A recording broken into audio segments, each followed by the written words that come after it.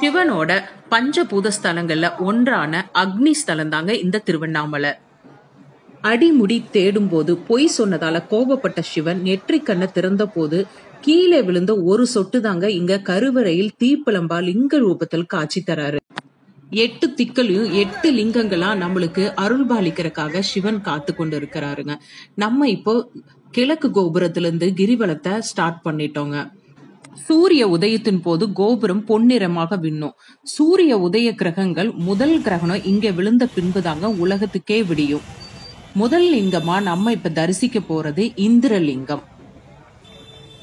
தேவர்களின் அதிபதியான இந்திரன் இங்க வந்து அண்ணாமலையாரை வழிபட்டதா சொல்லப்படுகிறதுங்க. கிழக்கு திசைக்கு அதிபதியான இவரு சுத்தி இருக்க எல்லா லிங்கத்துக்கும் இவர் தாங்க அதிபதி. இவர் வேலைக்கு பதவி உயர்வுக்கு எல்லாத்துக்குமே இந்த இந்திரலிங்கத்தை வழிபட்டா நம்மளுக்கு கிட்டும் அப்படிங்கிறது ஐதீகங்க. 500 மீட்டர்ஸ்ல உங்களுக்கு அக்னி விநாயகரும் ரைட் சைட்ல அக்னி தீர்த்தமும் இருக்குங்க. அங்கிருந்து இன்னொரு 500 மீட்டர்ஸ் போனீங்க அப்படின்னா அக்னி லிங்கம் வந்துடும். இந்த அக்னி லிங்கம் பாத்தீங்கன்னா ரைட் சைட்ல வரும். மற்ற எல்லா லிங்கமும் லெப்ட் சைட்ல இருக்கும். ஆனா அக்னி மட்டும் இங்க ரைட் சைட்ல இருக்கும். ஜோதி வடிவுல காட்சி தந்த சிவன் குளிர்ந்த இடம் அப்படிங்கறதுனால இங்க லெப்ட் சைட்ல அமைஞ்சிருக்குங்க. மன சஞ்சலம் நீங்கி தெளிவு பிறக்கிறதுக்காக தீய சக்தியிலிருந்து நம்ம விளக்குறதுக்காக இந்த அக்னி லிங்கம் நம்மளுக்கு உதவுறாரு. பக்கத்திலேயே ஒரு காளியம்மன் கோயில் இருக்குங்க. இந்த கண் திருஷ்டி நீங்கிறதுக்காக இங்க எலுமிச்சம்பழத்தை சுத்தி போட்டு காலில் நசுக்கிறாங்க. அது மட்டும் இல்ல, புது வண்டி வாங்கினாலும் இங்கதான் பூஜை போடுறாங்க. கண் திருஷ்டி பொல்லாததுன்னு பொதுவா சொல்லாங்க. பட் நம்புறவங்க ஃபாலோ பண்றவங்க விமர்சிக்கிறது ரொம்ப தப்புன்னு நான் நினைக்கிறேன். நடந்து போயிட்டே இருந்தோம்னா அங்கங்க இந்த மாதிரி நம்மளுக்கு சைன் போர்டு இருக்குங்க. நம்ம எந்த திசையில போகணும், இன்னும் எத்தனை கிலோமீட்டர் இருக்கு அப்படிங்கறத அங்கங்க இந்த போர்டை பார்த்து நம்ம தெரிஞ்சுக்கலாம். அண்ணாமலையார் கோயிலை சுத்தி நிறைய அதிசயங்க இருக்கு. நடுவில் நான் ஒவ்வொன்றா சொல்லிட்டே வரேங்க. கோயில் கருவறையிலிருந்து வடக்கு வாசல் எல்லாம் பாத்தீங்கன்னா பிரம்ம தாண்டம் அப்படின்னு ஒரு தூண் இருக்குங்க. 8 முறை சுத்தி வந்தனா ஆன்மீக எண்ணமும் மன ஒழுக்கமும் ஏற்படும் நம்பப்படுதுங்க. திருவண்ணாமலையில எக்கச்சக்கமான ஆசிரமம் இருக்குங்க. தினம் புதுசா தோண்டிட்டு இருக்கு. ஆனா நான் பார்த்தப்போ எனக்கு ரொம்ப அட்ராக்ட் ஆனது ரமணரோட ஆசிரமத்தை சேர்ந்த இந்த Bhagavan Ramanar center for special abled children அப்படிங்கிறது. மேபி இது சில பேருக்கு உதவும் அப்படிங்கறதுனால நான் இதுல இன்க்ளூட் பண்ணியிருக்காங்க. எத்தனையோ சேவைகள் செய்யறோம். நம்மளால முடிஞ்சதை இந்த மாதிரி குழந்தைகளுக்கு செய்யறதுல ஒரு ஆத்ம திருப்தி நம்மளுக்கு கிடைக்கதான் செய்யுது. அடுத்து நம்ம நடந்து போயிட்டு இருக்கும் போது பார்த்தது இந்த சிம்ம தீர்த்த குளங்க. கும்பகோணத்துக்கு பக்கத்துல இருக்க திருவிடை மருதூர்ல இதே மாதிரி சிம்ம தீர்த்த குளம் நான் பாத்திருக்கேன். அடுத்தது நான் இங்கதான் பாக்குறேன். தண்ணி எல்லாம் ரொம்ப கலங்கலா தான் இருக்கு. பப்ளிக்கு ஆக்சஸ் இல்லை அப்படின்னு தான் நினைக்கிறேங்க. தென் திசைக்கு அதிபதியான யமலிங்கத்துக்கு நாம வந்துட்டோங்க. சனீஸ்வரனோட அண்ணனான யமதர்மராஜா லிங்கத்தை பிரதிஷ்டை செய்து சிவனை வழிபட்டதா இங்க சொல்லப்படுதுங்க.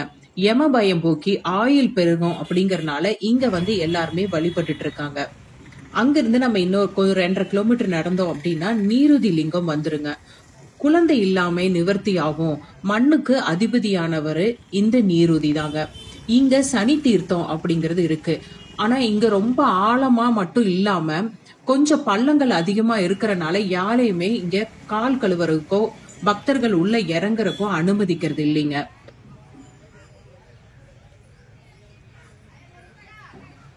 அங்க இருந்து கொஞ்சம் தூரம் நடந்து போனோம்னா திருநேர் அண்ணாமலை அப்படிங்கிற சன்னதி வருங்க. திருவண்ணாமலை மலையை நோக்கி இருக்கிறதால இந்த கோயிலுக்கு பேரு திருநேர் அண்ணாமலையார். கார்த்திகை ஜோதி அப்ப அந்த மலை உச்சியில எரியக்கூடிய ஜோதியை நம்ம இங்கிருந்து நேராவே ஒரே நேர்கோட்ல ஜோதியையும் பார்க்கலாம், அண்ணாமலையாரையும் பார்க்கலாங்க. அற்புதமான ஒரு கோயில். ஜோதி டைம்ல கண்டிப்பா இப்படி போய் பாத்தீங்கன்னா ஒரே இடத்துல நம்மளால பார்க்க முடியும். இருளை போக்கும் சூரிய பகவான் அஷ்டலிங்கத்தில் சேராது. ஆனா கிரிவல பாதையில் இருக்கிறாரு. யமா யமி மற்றும் சனீஸ்வரன் அப்பா இவரு. அண்ணாமலையார் கோயில் கோபுரம் நிழல் விழாதுங்க. ஏன்னா கோயில் சூரியன் சந்திரன் சுழற்சிக்கு வடிவமைக்கப்பட்டதால நிழல் விழாதுங்க. வருண பகவான் மலைக்கான அதிபதி. இங்க வணங்குறதுனால சிறுநீரக கோளாறு, டயபெட்டிக், நீர் சம்பந்தப்பட்ட எல்லா நோயும் தீருங்க. தயிரால அபிஷேகம் பண்றது ரொம்ப சிறப்புங்க. மகரம் மற்றும் கும்ப ராசிக்கு உகந்தவர். வாயுலிங்கம் காற்றுக்கு அதிபதியானவர். வாசனை திரவியம் கொண்டு இங்க அபிஷேகம் செய்யறது ரொம்ப சிறப்புங்க. ராசிகளை பாத்தீங்கன்னா கடக ராசிக்கு உகந்தவர் இவர். கண் திருஷ்டி நீங்கவும் மூச்சுக்கு சம்பந்தப்பட்ட அதாவது ஆஸ்மா வீசிங் இருக்கவங்க இங்க வந்து கும்பிட்டு போறதுனால சரியாகுங்கிறது ஐதீகம். சூரியலிங்கம் மாதிரியே சந்திரலிங்கமும் அஷ்டலிங்கங்கள்ல சேராதுங்க. இதையும் கிரிவலத்துல பார்க்கலாம். திருவண்ணாமலை கோயில் இருக்க இன்னொரு அதிசயம் என்னன்னு பாத்தீங்கன்னா, மகா குரு பூஜை அன்னைக்கு கருவறையில் உள்ள நடராஜர் சிலை நிழல் ஆடுவதை பார்த்தீங்கன்னா நர்த்தனம் ஆடுவது போலவே இருக்குங்க.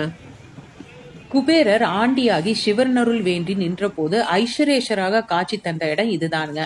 இப்போ புதுசா தினசா கிளப்பி விட்ட நிறைய பழக்கவங்களுக்கு ஒண்ணுதான் 6-7 வருஷமா குபேரலிங்கம் டு குபேரலிங்கம் கிரிவலம் அப்படிங்கிறது.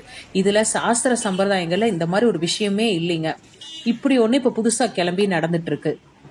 திருவண்ணாமலை கோயில்ல அதிசயங்கள்ல இன்னொன்னு என்னன்னு பாத்தீங்கன்னா, வேற எந்த கோயிலும் நீங்க பாத்திராத வள்ளியும் தெய்வானையும் ஒரே இடத்துல நம்மளுக்கு இங்க காட்சி தராங்க.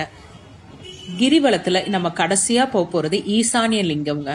நாம் எல்லாம் சவம், அவனே சிவம் அப்படிங்கிற உணர்த்துற இடம் இதுதாங்க. வடகிழக்குக்கு அதிபதியான மிதுனம் மற்றும் கன்னி ராசிக்கு உகந்தவர் இந்த ஈசானிய லிங்கங்க. பஸ் ஸ்டாண்ட ஒட்டி இருக்கிற இந்த கோயில் 7 சனியிலிருந்து நம்மள விடுபட உதவுறாரு. நாளுக்கு நாள் திருவண்ணாமலை கூட்டம் அதிகமாயிட்டே போகுதுங்க. போறவங்க ரொம்ப ஜாக்கிரதையா பத்திரமா போயிட்டு வாங்க. எல்லாரும் எல்லா வளமும் நலமும் பெற்று பெருவாழ்வு வாழ்க. அண்ணாமலையார் துணை இருப்பார்.